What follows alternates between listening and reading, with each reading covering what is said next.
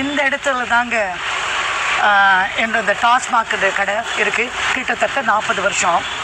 இப்போ அதை லாக் பண்ணிட்டாங்க.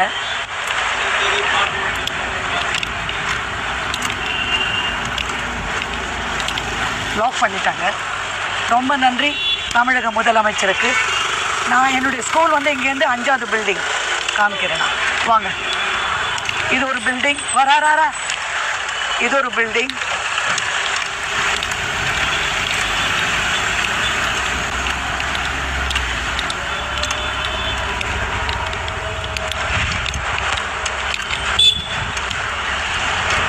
இது ஒரு பில்டிங்.